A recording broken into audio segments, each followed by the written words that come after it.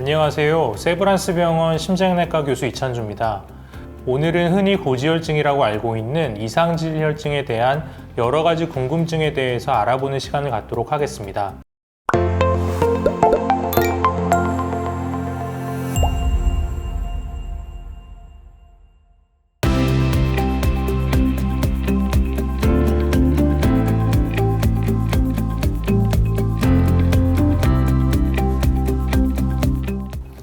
고지혈증과 이상지질혈증 용어의 차이점이 무엇인가요?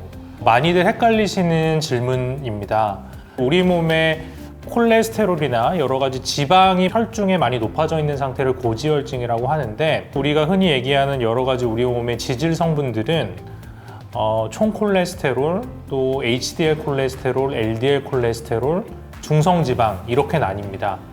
높은 경우 고지혈증이라고 할 수도 있지만 일부 지질 같은 경우에는 낮아도 병과 관련이 되기 때문에 그런 경우는 사실 고지혈증이라고 부르는 게 좀 애매합니다. 조금 더 정확한 우리 몸에서 병을 일으키는 지질의 변화 상태를 통칭하면 이상지질혈증이라고 하는 이 단어가 조금 더 정확한 단어라고 할 수가 있겠습니다.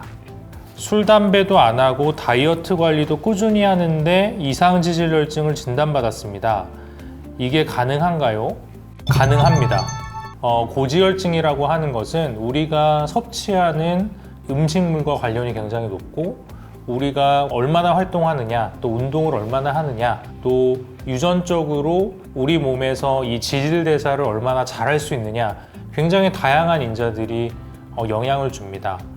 아무리 본인이 술, 담배 안 하고 건강한 생활을 하고 있다고 생각을 해도 콜레스테롤이나 지방질이 굉장히 많은 음식물을 섭취하는 경우에는 콜레스테롤도 높을 수 있고, 유전적으로 이러한 콜레스테롤을 잘 대사하지 못하는 이런 혈중의 콜레스테롤을 높이는 유전자 이상들이 있는 경우에도 콜레스테롤이 충분히 혈중 내에 높아질 수가 있습니다. 이상지질혈증의 초기 증상이 따로 있나요? 병원에서 진단받기 전까지 알 수 있는 방법은 없는가요? 참 아쉬운 답변을 드릴 수밖에 없을 것 같습니다. 사실 초기 증상이라는 게 특별히 없고, 또 병원에서 혈액 검사를 하기 전까지는 일반적으로 알기가 어렵습니다. 간혹 유전적으로 혈중 콜레스테롤이 굉장히 높으신 분들 중에는 우리 몸의 인대, 아킬레스건이나 또는 팔꿈치 이런 데 인대에 황색종이라고 해서 이렇게 뭐가 툭 튀어나오는 결절 같은 게 생기는 사람들이 있는데, 그런 게 콜레스테롤 때문에 생기는 경우가 있습니다. 하지만 그런 분들은 굉장히 드물고, 진짜 혈중 콜레스테롤이 굉장히 높지 않으면 나타나지 않는 이런 증상들이기 때문에 일반적으로는 고콜레스테롤 혈증, 또 이상질 혈증이 있다고 해서 증상이 특별히 나타나지 않기 때문에 정기적으로 병원에서 혈액 검사를 하면서 체크를 해보는 것이 중요하겠습니다. 이상지질혈증을 진단받으면 약을 먹지 않고도 식습관 개선이나 운동으로 치료할 수 있나요? 가능합니다. 하지만 상당히 어렵습니다.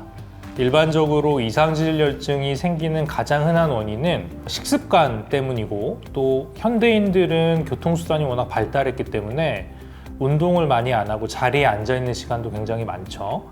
그런 것 때문에 혈중 콜레스테롤이 올라가고 중성지방 혈증이 생기는 경우가 많은데, 기본적으로 식습관 개선이나 이런 운동 같은 것을 하는 것이 약물 치료와 병행이 돼야 됩니다. 뼈를 깎는 이 노력을 통해서 본인의 식습관 개선과 운동 습관 열심히 개선을 한다면 치료는 약물 없이도 가능하기는 합니다. 이상지질혈증은 다이어트가 필수라고 들었는데, 저탄고지 다이어트 방법도 도움이 될까요? 어렵고도 굉장히 중요한 질문입니다. 우선 다이어트가 필수 맞습니다. 그럼 다이어트를 어떻게 할 것이냐? 여러 가지 다이어트 방법들이 있는데요. 최근에 저탄고지, 탄수화물을 적게 섭취하고 지방을 많이 섭취하는 다이어트 방법이 굉장히 유행을 했습니다. 이렇게 하면 체중 감량에 굉장히 많이 도움이 된다라고 알려져 있는데, 사실 콜레스테롤을 혈중에서 조절을 하는데 체중 감량은 크게 효과가 없는 것으로 되어 있습니다. 또 문제 중에 하나가 저탄고지 다이어트 같은 경우에는 말 그대로 탄수화물은 적게 먹고 지방을 많이 섭취하는 겁니다. 지방 섭취를 많이 할수록 당연히 혈중의 콜레스테롤이나 중성지방은 올라갈 수밖에 없습니다. 따라서 저탄고지 다이어트 같은 경우에는 크게 도움이 되지 않는 다이어트 방법이다 라고 알고 계시면 될 것 같고요. 그러면 권장하는 식습관은 무엇이냐? 진료 지침이나 이런 데 읽어보면 전체 우리 섭취하는 칼로리량의 30% 미만으로 지방을 섭취하라고 되어 있는데, 실제 우리가 음식을 섭취하면서 그런 것을 하나씩 다 체크하면서 음식물을 섭취하기는 상당히 어렵습니다.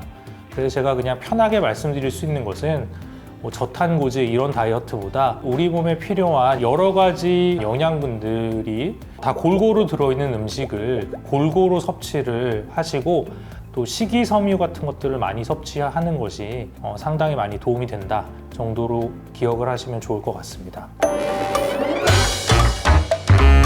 약을 평생 먹어야 하면 부작용이나 내성이 생기지는 않을까요? 이렇게 아마 제 답변을 들으신 분들은 가지실 것 같습니다.